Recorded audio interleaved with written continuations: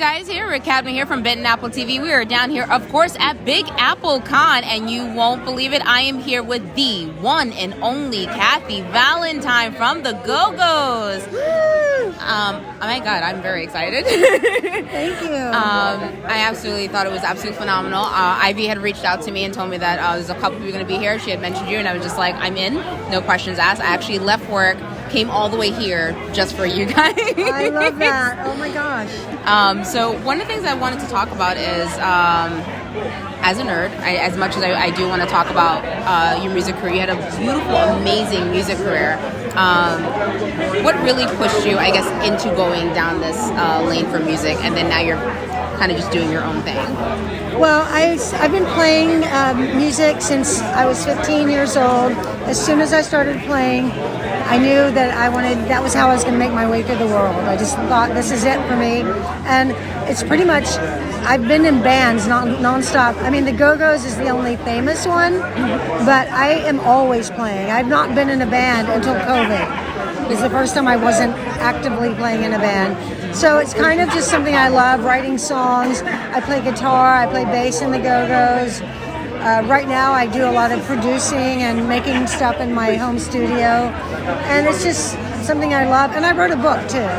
Tell me more about the book. The book is a memoir. It came out in 2020, and it's about how I became a musician and my kind of like what led to it, my longing to feel like a part of a family. I was raised with a single mom and didn't have a real traditional family structure and didn't have a lot of parenting. And I had this longing to be in a family, and I think that was a lot of what pushed me into wanting to be in a band, because it was like a band would be like a family.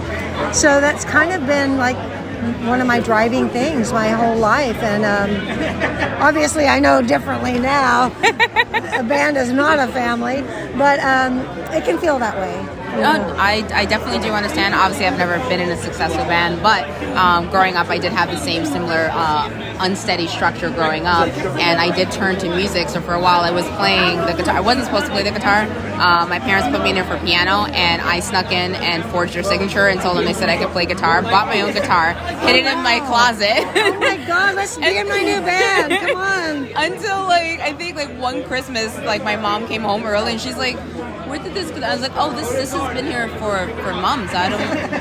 You should have seen it. I don't know what you're talking about." I love that. But I did want to go the route of trying to joining a band, but the music that I want to do that's in my head I was not physically there, not at 15, 18, and I was just but in the back of my head it's always there, so I do get it. Yeah, it's a hard learning curve, but it's never too late. Never too late. Okay, maybe one of these days I'm going to make a song like Kathy and there we go. My utmost motivation.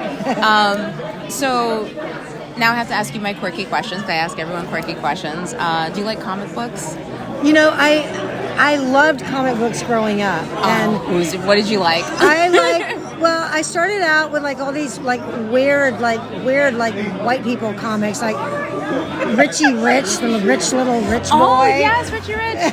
What did you read? Wendy the Witch, Sabrina, Casper. Yeah, Wendy the Witch I loved. And then I got into Superman and the whole DC universe. And then I loved Mad Magazine and Cracked and all that stuff. So when I was a kid, definitely. And Archie, I liked all the Archie stuff. Archie. What about Little Audrey?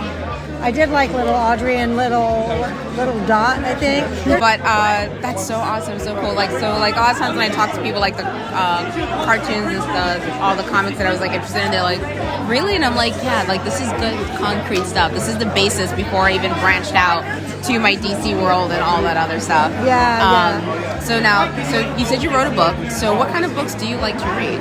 I like to read historical fiction because I'm reading a story but also learning. I really like stories that are based on factual things, but where the people are very developed, and sometimes in history you don't really know. So the last book I just read was called Horse. It was so good. It was such a good book, and it was about horse racing in the pre-Civil War era, and it tied in slavery and that thoroughbred world and the exploitation of people and animals and it was so good the way it's by Geraldine Brooks. So I love that stuff. I love.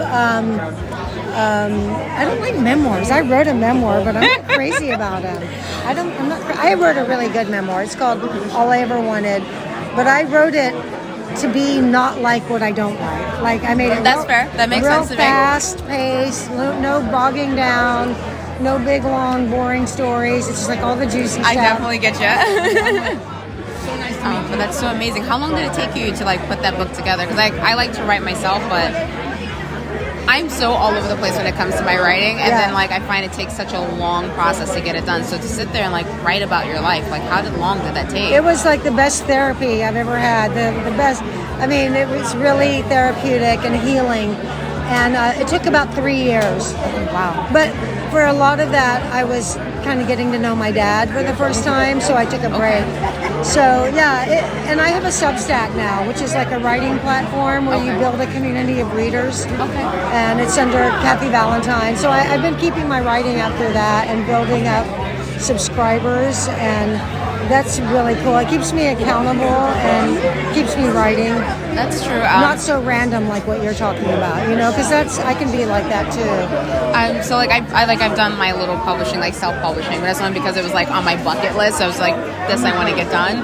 But one of these days, like I want to like sit down, write a concrete like story. I don't know if I would do a memoir. My best friend feels like I should. He's like, there's a lot in your life you should just write down, and I'm like, I don't know, where do I start? Well, if you just do it, you'll know as you go what you want to do with it, or if you want to just do it for yourself or publish it. But if you have a story to tell, it's really worth telling. See, after me, you're going to be playing the guitar. I still have my guitars. Good. I have a left-handed bass guitar, and then I have my electric, and then I have like 2 acoustics. My very first one, which I decorated in stickers. That was like 15 when I got it, so just like a bunch of stickers. And I refused to part ways with it. I wouldn't mind like if I lost my other ones or sold the other ones, I'd be okay. But my first one, I'm like, that's the first one. Like I need that. I love it. So, what else is going to be coming up for you? Going to be writing any other books, or? I'm actually trying to get my first book developed as a TV series about a mother and daughter.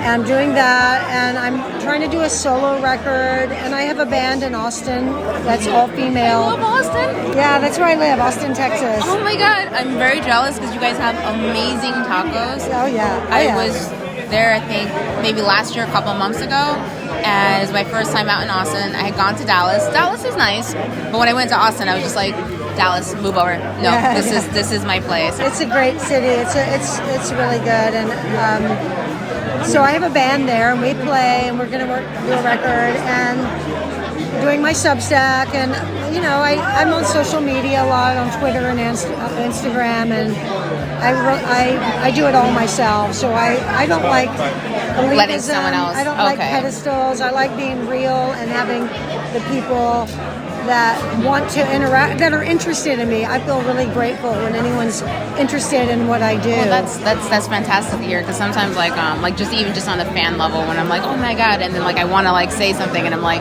I don't think it's them. But it's good to know, like, you know, you're there to be like, no, hi, like I'm here. No, if somebody's interested in what I do, I like being able to be accessible. I knew you were cool. I knew it, but sometimes, like as a fan, you're like, I'm never, like, you're always hesitant. You're never sure. Well, I don't know what everyone's like. Because you're very loved and very wanted. I loved listening to your music growing up. I'm a little older than I look, so like I'm just very excited to be sitting here with you and learning about you from you directly, opposed to like reading on the internet. Like, yeah, no, like, what do they likewise. I think you're awesome, and I'd love to like know more about what you do too. I actually probably am going to go home and start picking up the guitar again. My poor neighbor's going to be like, I would love for you to do that. I'm still really into women doing it. It's like it's never been. I mean, when I started out, you didn't see, like, you wouldn't go see Pink or Beyonce or Lenny Kravitz or any of these people with women in the band when I was growing up. It wasn't an option. So I just looked for other females to play with and made my friends learn instruments. And that's one thing I love now. It's like, you know, I go see Harry Styles and half the band is women. I go see, you know, like, you know, Maneskin, that Italian band, like I love seeing women play to this day. I do want to ask you, what was that like? Just opening up the doors for women in general, like to do more. Well, I know I'm keeping it, but I'm just like. No, I'm really proud that we did that, and a lot of, we get overlooked a lot, the GoGo's, but we know that we made a big difference. And send me their names. I will fix that. it's okay as long as there's some residual. A lot of the women in the '90s cited us, like Kathleen Hanna from Bikini Kill, and Courtney Love has cited the GoGo's as an influence. So that makes me really proud that, And then I know younger women that have never heard of the GoGo's, but they started playing because of Avril Lavigne, or something. So I just love that, however it happens, that women are doing it. That's super incredible. I really think you're such an incredible, amazing person. Well, thank you. I'm definitely gonna probably go find your writing, just take notes and stuff. Good. Yeah, I'll be one of the subscribers. It's a free free subscription, and it's called The Direction of Motion, and I'm trying to build a community of readers. Oh, I love that name. Okay. Thank you so much for your time. I really, really do appreciate it.